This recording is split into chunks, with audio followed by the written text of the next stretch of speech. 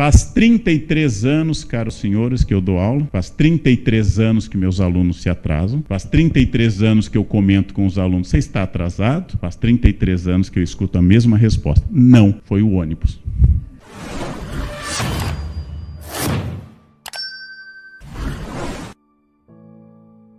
O único defeito da minha geração é que eu fui aluno quando os professores tinham toda a razão e os pais tinham toda a razão. E sou professor e pai quando os filhos e alunos têm toda a razão. Eu não peguei nenhum momento bom nessa história. Eu queria ter sido aluno hoje ou professor há 50 anos. Quando os alunos na minha escola interiorana, no Rio Grande do Sul, católica, ficavam de pé quando o professor entrava. Ficávamos de pé.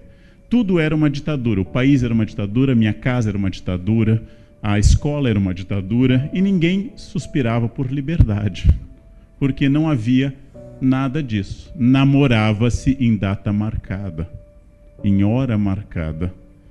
E as pessoas casavam de branco, porque na época isso simbolizava a virgindade. Os jovens vão anotando essas palavras, que depois o tio dá uma explicação mais demorada, né? Eu já citei máquina de escrever, agora eu citei virgindade. Vão anotando, depois a gente faz uma oficina de arcaísmos. De arcaísmo. Quando eu estava estudando na França, um professor definia virgem na França como uma menina feia de 7 anos. Era a definição dele na época.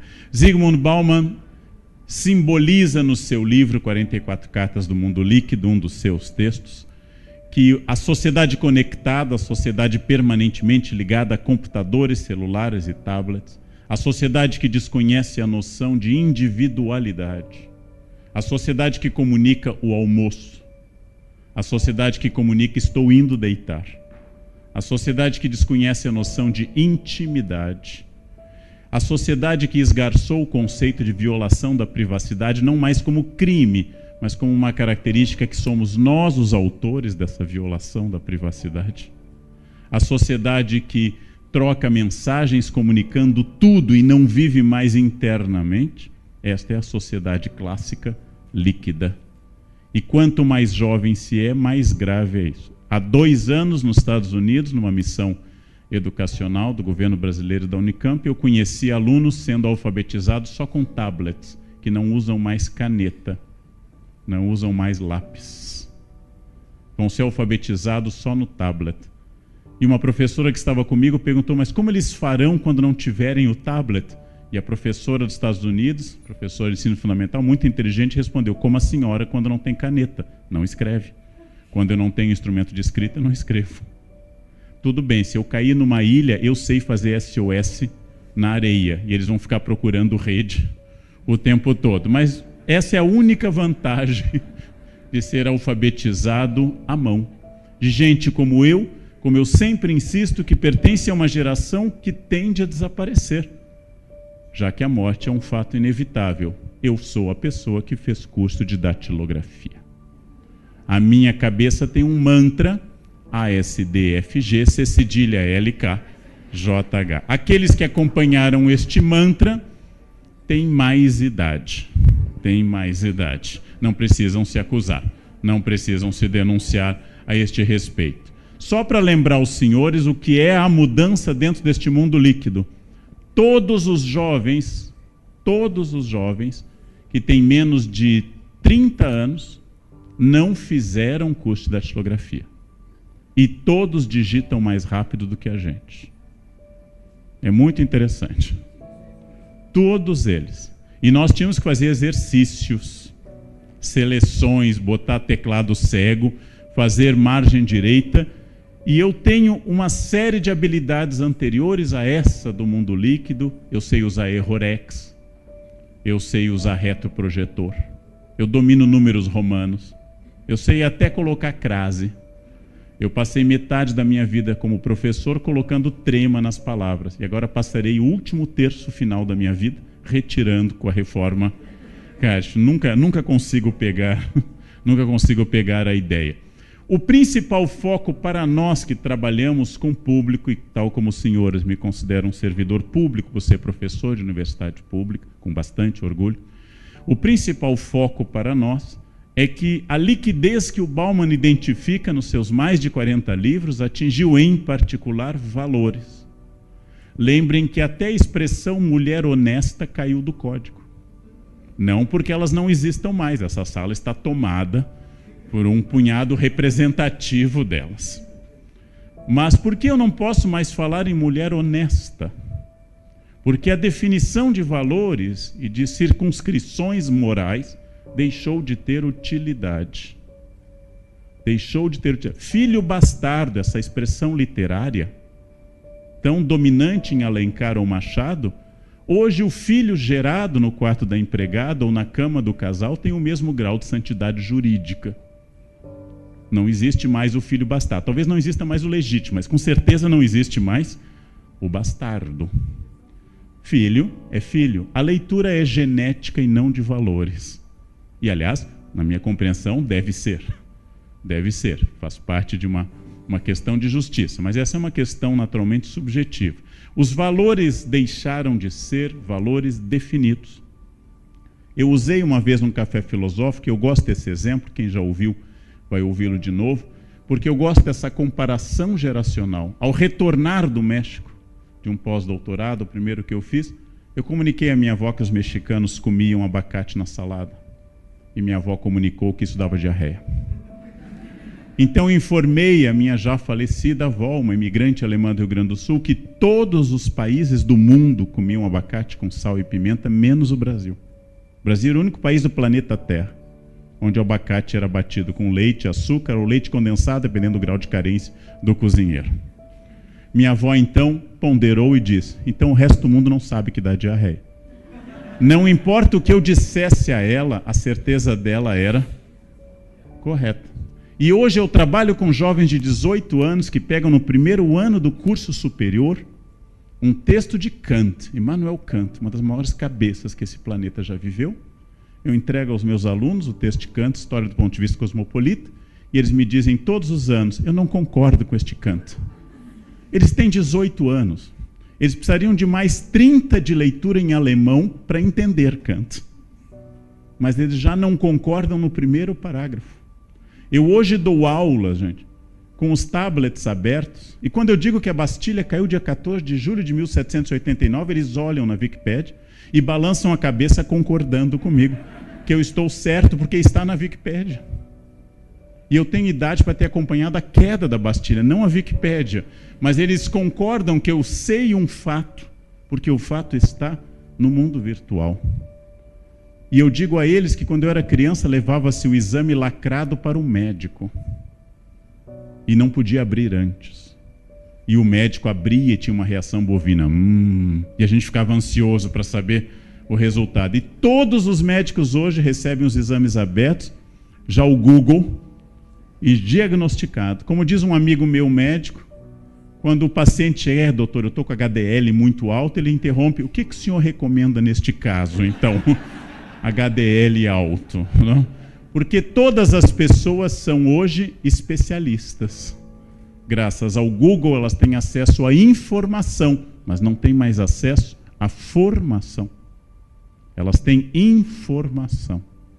Todas as pessoas que consultam um advogado, um médico, um professor, todas têm muito mais informações. Isto é o mundo líquido.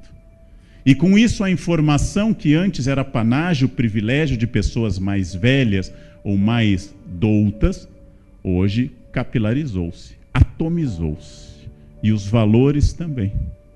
É muito comum você ser questionado sobre valores muito objetivos.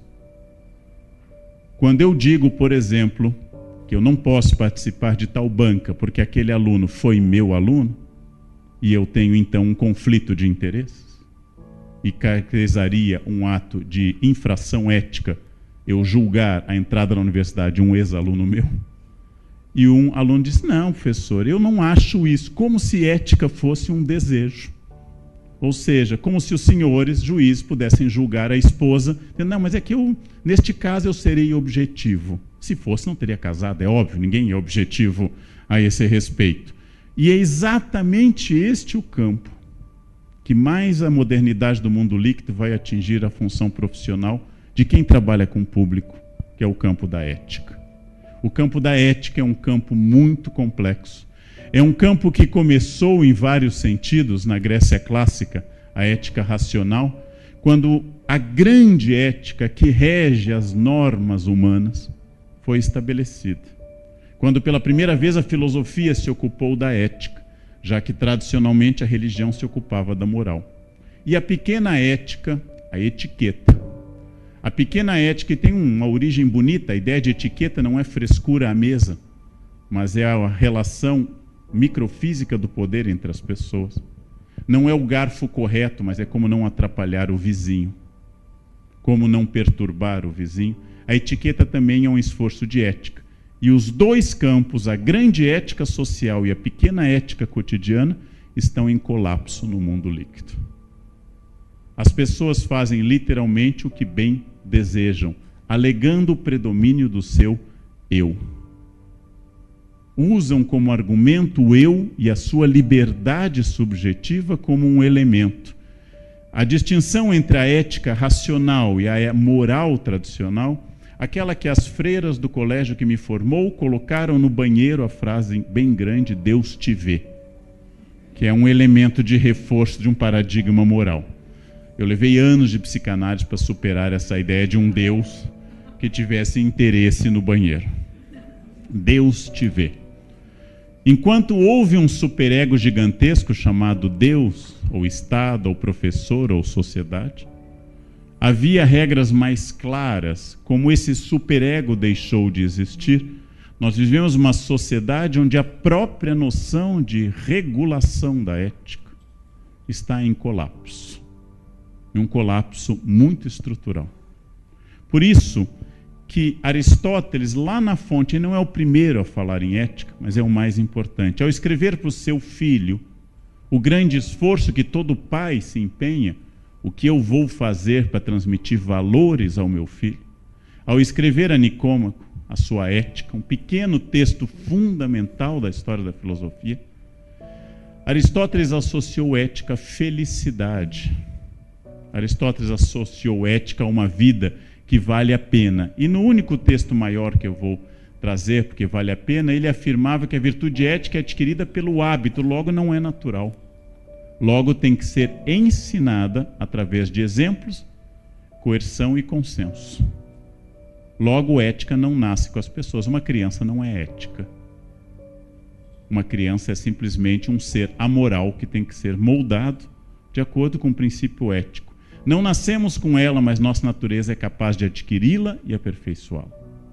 A virtude tem dois aspectos, o intelectual e o moral. A virtude intelectual, a sabedoria, provém-se uma parte da instrução, que lhe é necessária para se manifestar e se desenvolver. Também exige prática e tempo. Enquanto a virtude moral, prudência, é filha dos bons hábitos.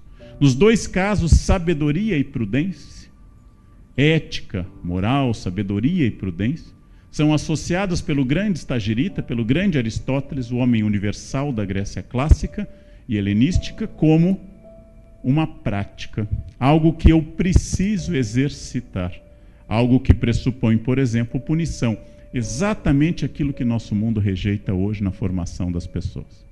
Punição. Nós rejeitamos punição porque rejeitamos a ideia de sofrimento, especialmente para os filhos. É muito comum, como professor, quando eu era do ensino médio, ao exibir uma prova com a prova material da cola anexada, mostrar ao pai e o pai dizer: ah, mas ele já se arrependeu, professor. Seria um excelente argumento para homicídio, né? Eu matei, mas não acho que agora eu não faria de novo. Claro que não faria. É impossível matar duas vezes a mesma pessoa. Ou seja, não há mais a ideia de que eu deva ser punido. Haja vista que a própria concepção de Deus deixou de ser um Deus punidor, e a grande crise teológica do século XX para o XXI é o esvaziamento do inferno e o povoamento do céu. O inferno está esvaziado, porque ninguém mais vai para o inferno.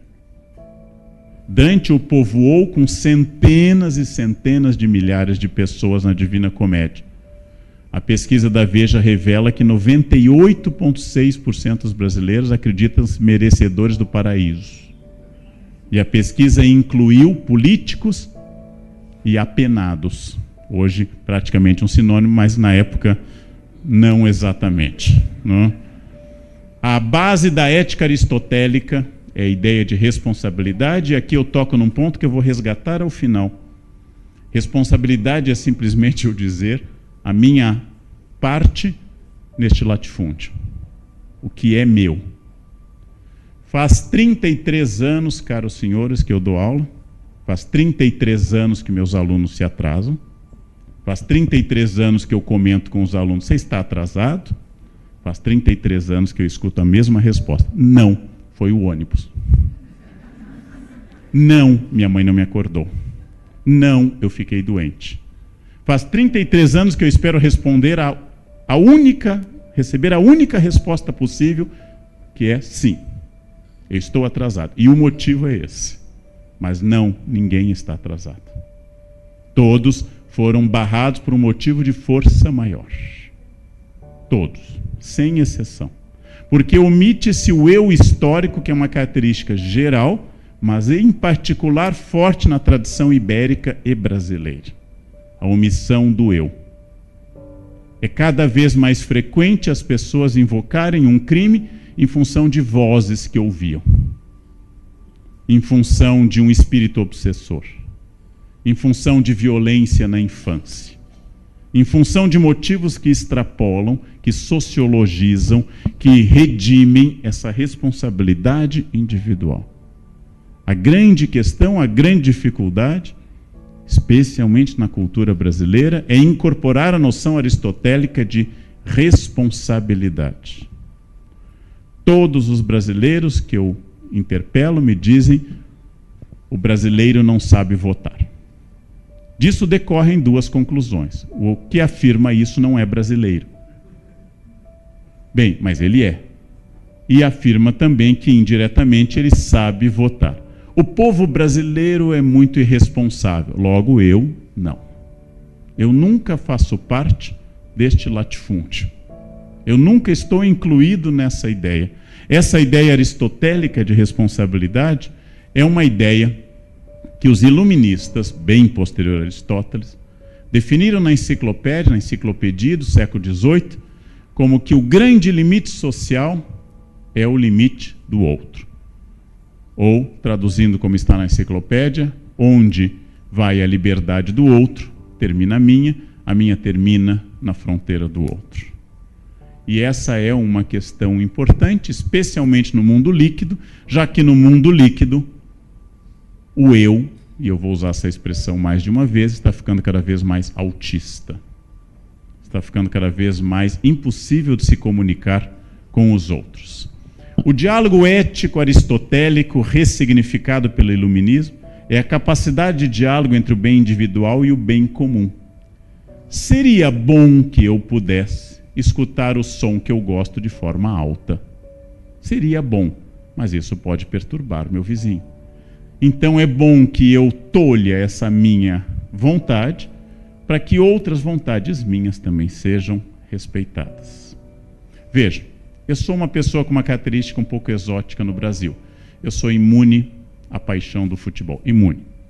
Final de campeonato, final de Copa do Brasil, vou correr no Ibirapuera. Não tem ladrões, não tem nada, está vazio. É uma também, se eu morrer de ataque cardíaco, só chega após o 7º gol da Alemanha. Ou seja, fico ali. E é rápido. Nesse caso, bastante rápido. Eu não tenho nada contra o futebol e nada a favor. Tenho com o futebol a mesma relação que eu tenho com a política do Nepal. Ou seja, eu sei que existe, tá, mas eu tenho uma birra. Eu amo bar. Também me formei em piano, eu toco bar. Eu adoro bar mais do que qualquer outro autor no planeta Terra. Mas eu jamais cheguei à janela do meu prédio e gritei chupa Beethoven, por exemplo. Eu nunca quis gritar ao mundo que meu amor a bar tivesse que ser agressivo a um outro contemporâneo quase dele. Quer dizer, Bach morre em 1750, mas outro quase contemporâneo dele, que é Beethoven. Ou seja, eu respeito que a minha vontade de tocar o cravo bem temperado seja feita com as janelas fechadas, em casa, sem gritar. E, acima de tudo, sem urinar na rua, que parece acompanhar a paixão pelo futebol. Nunca as pessoas que gostam de bar urinam na rua, mas aparentemente o futebol vem acompanhado de uma incontinência estrutural, tradicional. Veja um exemplo da subjetividade da ética que eu comecei a circunscrever no campo aristotélico. É óbvio que todos os brasileiros concordam que um desfalque na empresa, que o roubo de uma grande quantia, que a omissão de dinheiro, tudo isso significa um roubo. Ninguém duvida disso. Mas a maioria dos brasileiros não concorda que levar um lápis da empresa para casa, um bloquinho do tribunal, seja uma infração ética. Aí vem a pergunta: em que momento começa o crime? Em que momento? Um dos primeiros legisladores do mundo, na Grécia clássica, Drácon, estabeleceu um código que praticamente punia com a pena de morte todos os crimes, do roubo de uma laranja até o assassinato de uma pessoa. O código draconiano revelou-se impossível de ser mantido. Uma legislação duríssima, não sobrevive ninguém. Vamos imaginar uma comunidade perfeita, o paraíso. Criados por Deus, Adão e Eva estão numa comunidade perfeita, sem conflito social. Não há sogra, não há cunhado, não há genro, e no paraíso não há filhos. Nem nada, absolutamente nada. Não há advogados no paraíso. Como lembra Thomas Moros na Utopia, todas as profissões são úteis na Utopia, menos o advogado, que ele não coloca na Utopia. Salvo se algum advogado em exercício presente, é a exceção do que eu estou dizendo. Adão e Eva são criados à perfeição, não tem discussão sobre onde vão passar Natal e Ano Novo, não há sogro e sogra. São obrigados a conversar todos os dias. Talvez aí esteja uma origem do problema. Adão e Eva erraram, foram expulsos do paraíso. A primeira sociedade humana resultou em 100% de fracasso. Tiveram 2 filhos, como eu comento no meu livro, Pecar e Perdoar, e um filho matou o outro. 50% de homicidas na família. Expulsos da empresa original. Isto foi organizado por Deus. Então imaginem a sociedade humana organizada aqui. Imaginem isso. O que significa? O tamanho da infração significa a subjetividade da ética. Porém, vem um problema. A nossa sociedade admira profundamente a força contida no mal e não a força contida no bem. Bad boy é colocado em camisetas, good boy nunca. Nós admiramos o enfrentamento causado pela atitude autônoma e malévola. Por quê? Por algum motivo estranho, o mal é a força e o bem é a fraqueza. Bart mente, Bart é um péssimo aluno, Bart é um marginal, Bart é uma das personagens mais populares da história do desenho animado. Lisa é excelente aluna, é feminista, ecológica, politicamente correta. Lisa é um porre, Lisa é insuportável. Lisa ninguém quer ser. E Bart é um modelo do desenho mais permanente que a história humana já produziu, que são os Simpsons. Mas vamos sair do campo do desenho, que eu vou ser acusado de abstração. Qual era a função de Lúcifer, doutor? Era o mais belo dos arcanjos. A virtude está nas pessoas feias, como diz Nelson Rodrigues. Mulher feia, fiel ao marido, não é mérito, é uma escolha de ética feita pelos homens, não por ela. Ela não trai por falta de mercado, não é? A mulher bonita que não trai é que é, segundo Nelson Rodrigues, o grande risco. O grande risco. Eu já disse brincando, mas é sério. É uma questão importante. A Igreja Católica tem uma estratégia muito boa em geral, que eu defendo como sobrevivência institucional, mas ela comete um erro. Para afastar os padres do sexo, impediu o casamento, a partir do século XI. Na verdade, a única coisa que afasta o sexo é o casamento. É uma coisa excelente, gente. Você para de pensar nisso, passa a beijar na testa, foca na carreira, passa a ler.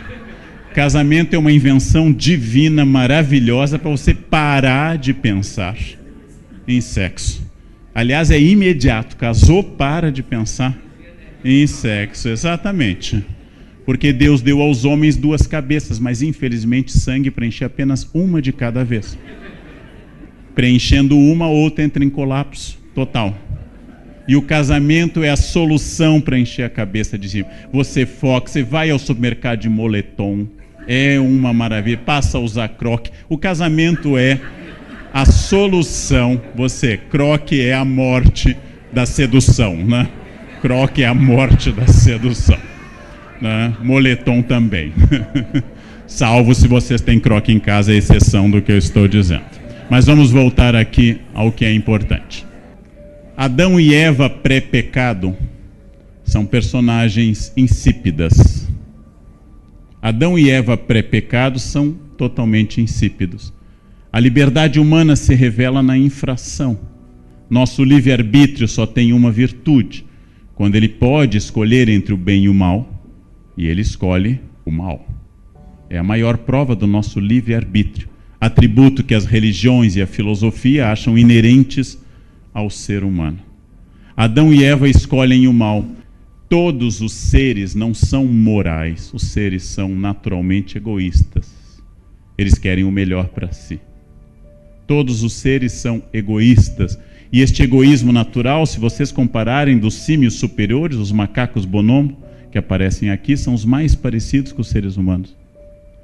São a categoria de símios superior, junto com orangotangos, gorilas, chimpanzés, muito parecidos com os seres humanos. Eles passam um dia dedicado ao seu prazer, de alimentação e sexual. Este egoísmo natural foi estudado por um biólogo, Dawkins, também famoso pela militância ateia que ele faz. Dawkins lançou um livro muito bom, O Gênio Egoísta, falando disso. A cultura nos manda ser generosos. A natureza nos manda pensar no nosso primeiro. Farinha pouca, meu pirão primeiro. A cultura nos manda sermos filantrópicos. A cultura e a sociedade estimulam a abertura, a caridade, a negação e o sacrifício. A cultura nos manda ser monogâmicos. A natureza nos estimula a sermos poligâmicos. Tirando os casados aqui presentes, a nossa natureza é poligâmica. E essa natureza é difícil de ser combatida. Bastante difícil. Salvo, naturalmente, pelos aqui presentes, que são um exemplo de sucesso dessa natureza.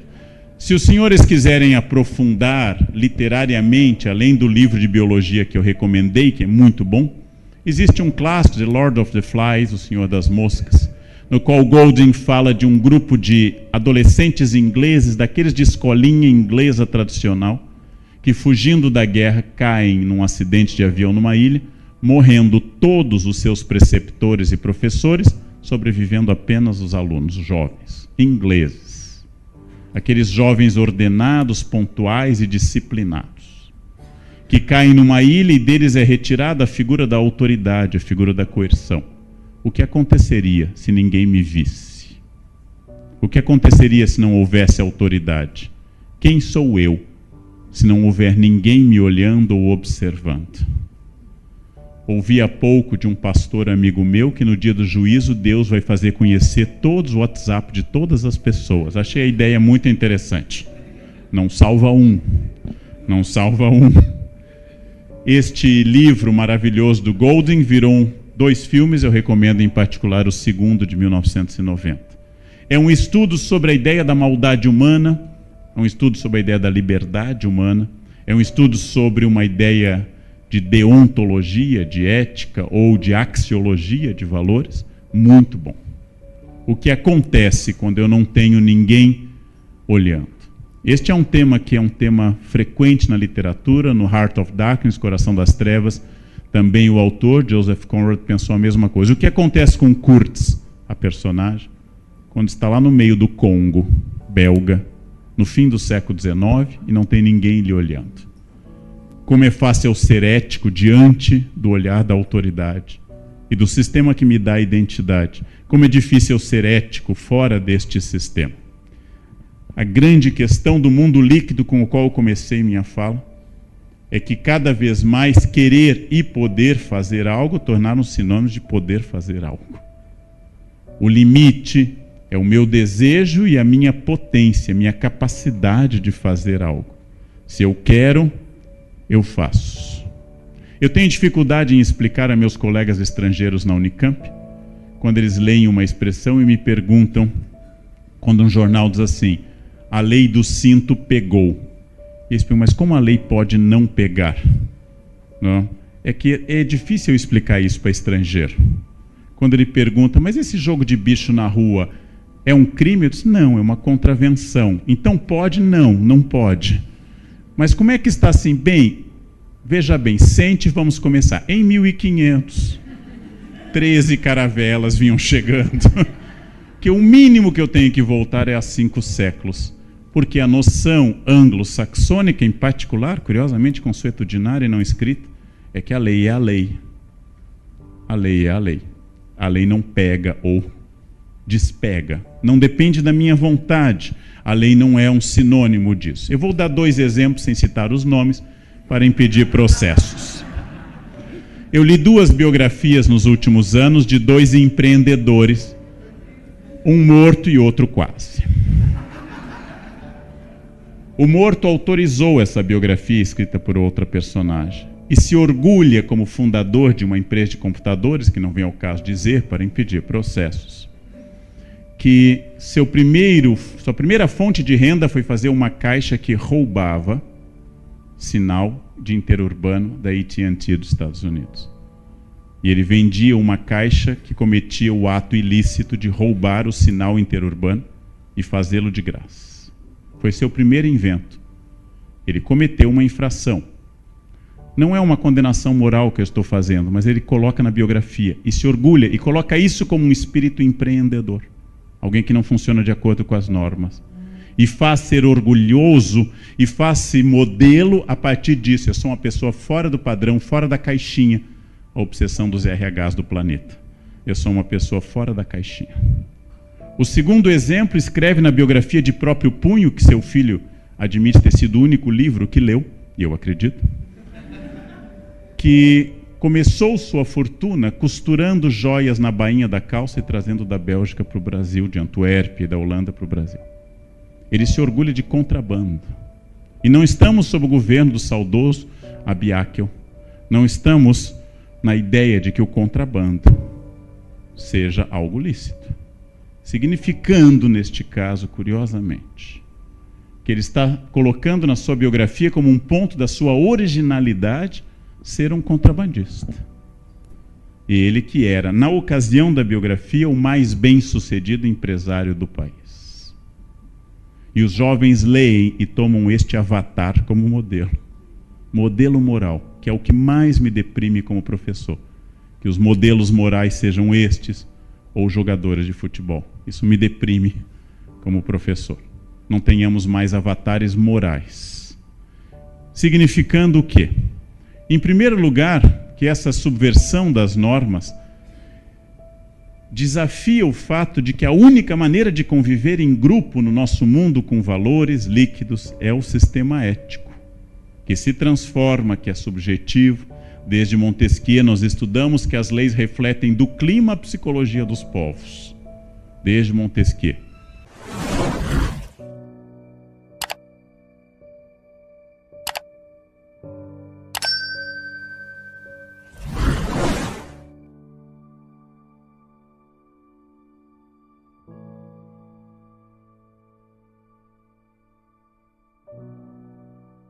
Descubra sua personalidade com o teste Pensax. Faça o teste grátis e comece sua jornada de autoconhecimento.